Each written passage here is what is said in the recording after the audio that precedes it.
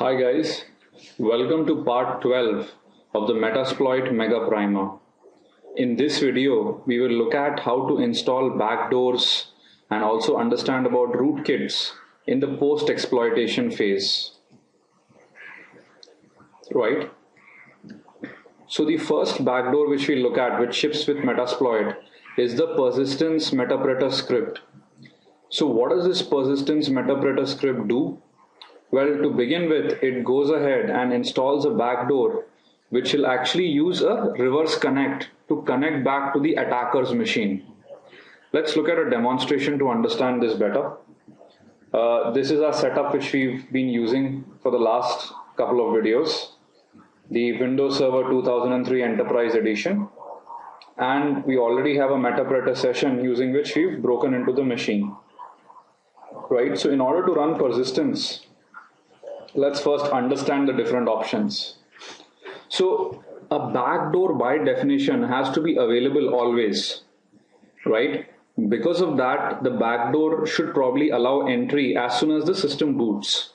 So in persistence, you have an option of actually installing it and ensuring that it will try to connect back to you as soon as the system boots or when any user is actually logged in, right? So you can mention both or either of these conditions. Also at the very same time, persistence would try and connect back to the attacker every I interval number of seconds. So as you can imagine, an attacker may not be always be available. That is why what he would want is after every 15, 20 or 30 seconds, the backdoor should automatically try to connect to him. And of course, if it tries to connect to the attacker, it has to know the IP address of the attacker as well as the port on which the Metasploit is running on the attacker's machine, right? So let's have a sample of this script. Let's run persistence. We'll also automatically have a handler invoked on the attacker's machine by specifying the -A option. Let's go ahead. Give this the -U option, and the interval, let's keep it to be 10 seconds. And what we'll do is the local port, let's keep it to be 30,000, and the IP address as, of course, the attacker's IP address, which is 1.10. Let's run the script. Awesome. So let's try and understand what is happening. We've created a persistent agent running on the remote system, which is going to try and connect back to 192.168.1.10, which is the attacker machine's IP address, on the port 30,000 at an interval of 10 seconds. Right? So what we will notice is that within 10 to 15 seconds, this would connect back to us. Now, the persistent agent script seems to be around 609 KB, I think 609 KB long. Also, this is where it has been uploaded. Now, if you notice, we automatically got a metapreter session. Well, the persistent script has connected to us now on port 30,000 and on our IP address, right? We'll have a look at that in a minute. Now, the agent is running remotely with a PID of 920, and the auto run has been installed in both of these registry locations, right? Now, if you want to do a cleanup, which is remove the script from the attacker's machine, from the victim, this is the command we need to run. So let's open this up in a new directory, in a new terminal, and we'll visit that in a minute as to exactly what does that script do.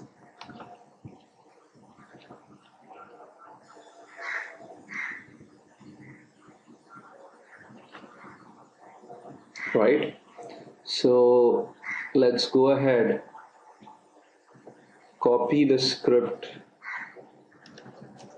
location, and we'll just be back in a minute here. Let's now look at the victim machine to figure out what's exactly been happening. Right, so let's first figure out what is the process ID.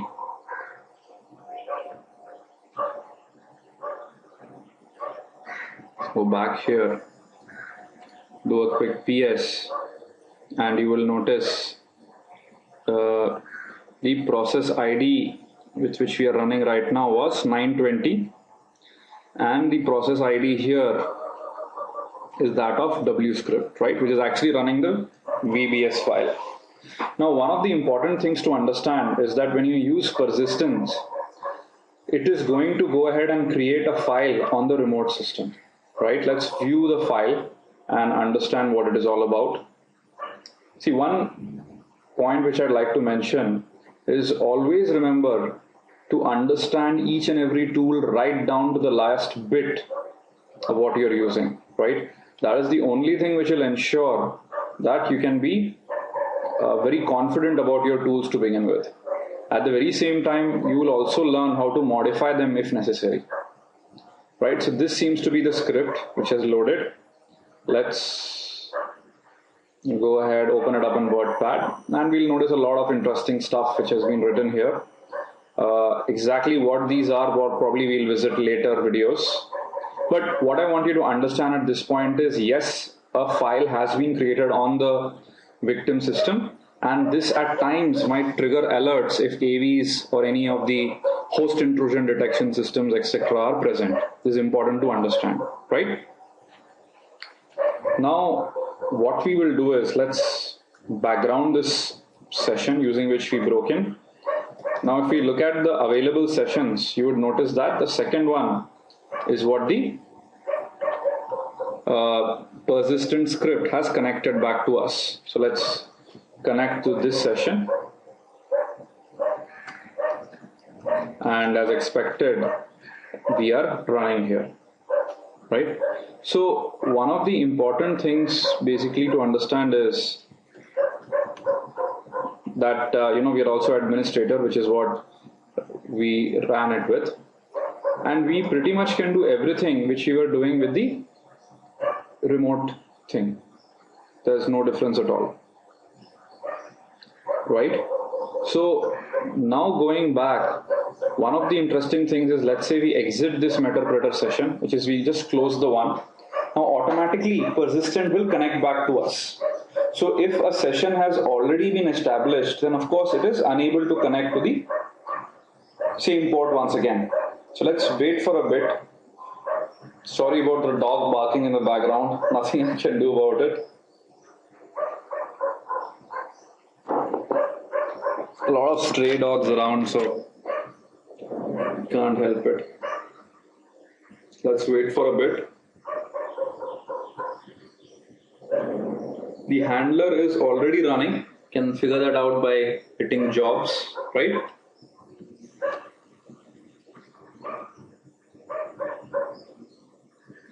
And we should receive a connection any second now. Awesome. So if you notice, now we got a session back, right? And the interesting part is that this would continue pretty much indefinitely. So if you go back and go ahead and connect to this session, exit, sometime soon we should get another connection. Now, if you remember, we also went ahead and installed it to ensure that even when the machine reboots, it should connect back to us once again, right?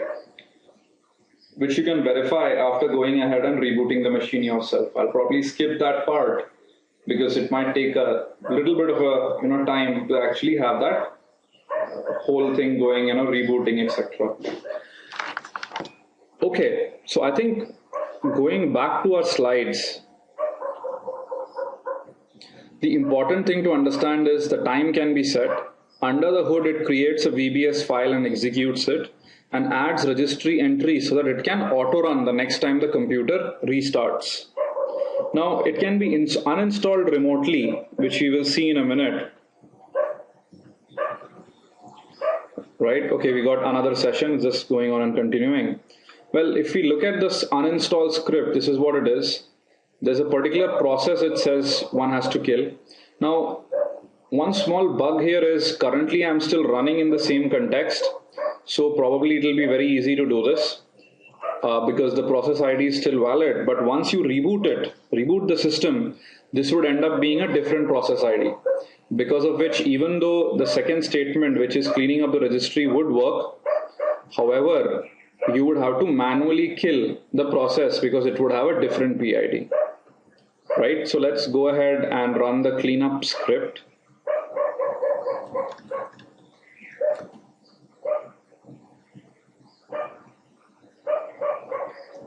So this is basically run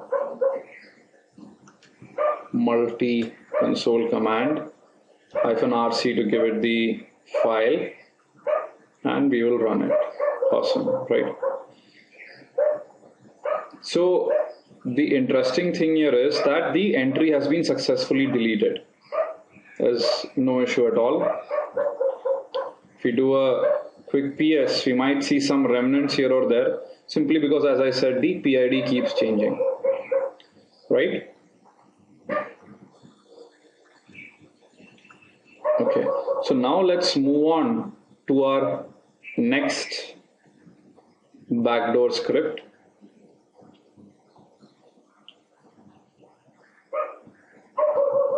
Which is using met-svc. Now met-svc is basically a Metasploit backdoor which will install itself as a remote service on the victim computer. Now in this case, with met-svc, in most cases the attacker connects to it remotely and no authentication is required, which is one of the drawbacks, which is anybody can connect to it. Right? It can be remotely uninstalled, but exactly like persistent, the files will need to be deleted manually. So even with persistent, I probably forgot to mention, the files, even though I have removed the entry, still remains in that folder, right? So this file which is there, well, we need to remotely remove it. I'm not sure why the script does not do it by itself. If you go here, you'll notice that the script still remains even though we've actually killed the process, right? Anyway, going back to the presentation,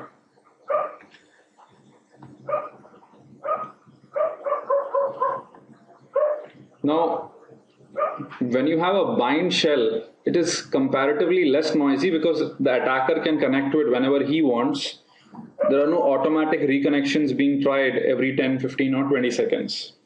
Well, one of the easiest way to find met-svc could be running a simple port scan and actually look at different ports and figure out by using some simple service fingerprinting on which port it is running, right? Now, one of the suggestions would be that instead of actually binding to a port permanently, one could actually use a network packet trigger to create a backdoor, which is probably the attacker can send a crafted packet and there would be a sniffer running in the background on the victim. Once it gets that whole signal in that packet, it can start the binding to a port. Anyway, let's look at a met-svc demo. It's a very useful program, no doubt. met-svc, the whole installation process is also using a metaprota script, right? Now, just like previously, we'll go ahead and automatically start a matching handler. So the command itself is quite simple. That's it. It automatically goes ahead, uploads the DLL, the server, as well as the service, and it installs the service automatically. And if you notice, we are already getting a couple of connections, right? So this is the connection which has come from the met-svc, number 5. Number 6 is actually running from the previous one, because as we saw, we could not kill because the process ID was incorrect. So if you remember, port 30,000 was what we had set for the perseverant script, right?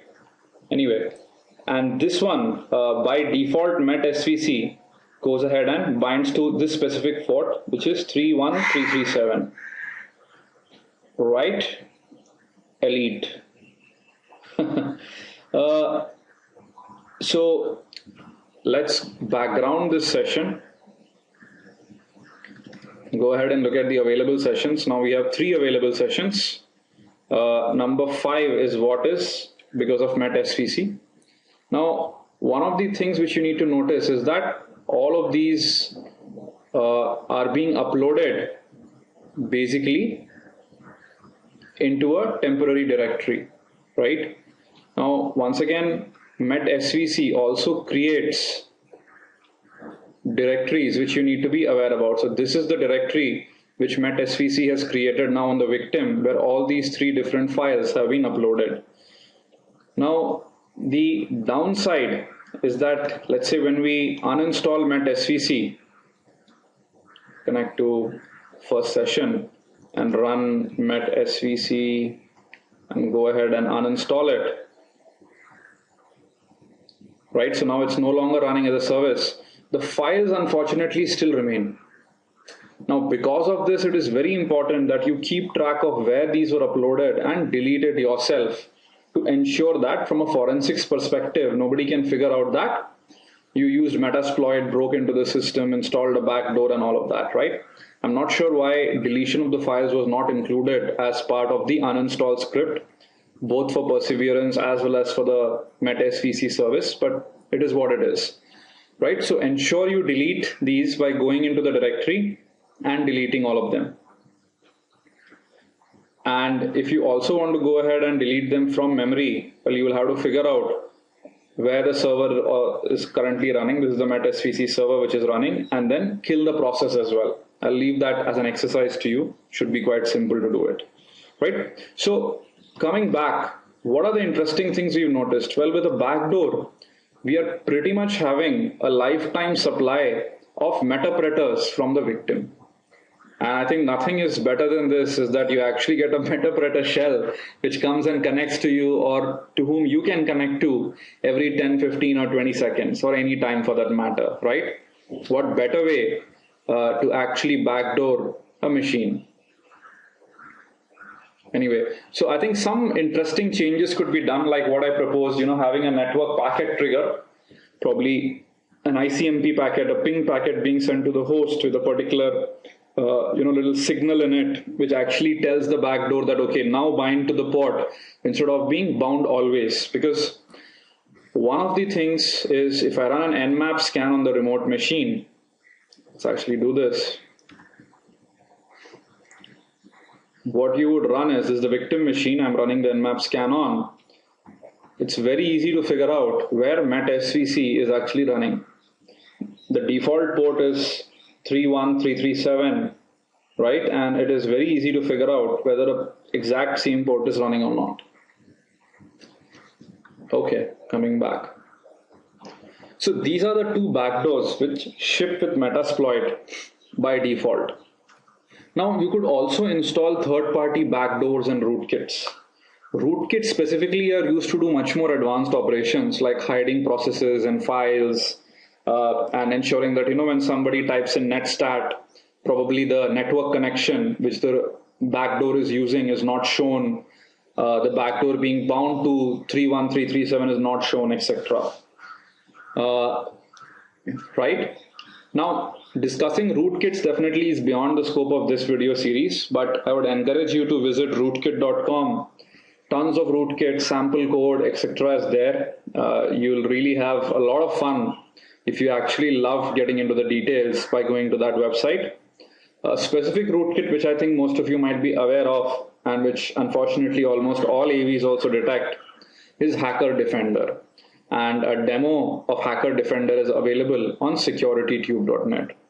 So I will not be discussing third-party rootkits and backdoors in this video tutorial. Maybe we can take that up sometime later in scenario-based hacking video series, right? So one more suggestion I think I would have for anybody who would want to write a metapredator script is also to somehow add some functionalities of a rootkit which can go ahead and hide the backdoors which metapredator is creating, right? Awesome. So that's it. We've come to the end of part 12. Hope you enjoyed this session. I am really loving reading all your comments. Please leave more comments behind. I will definitely reply to each and every comment.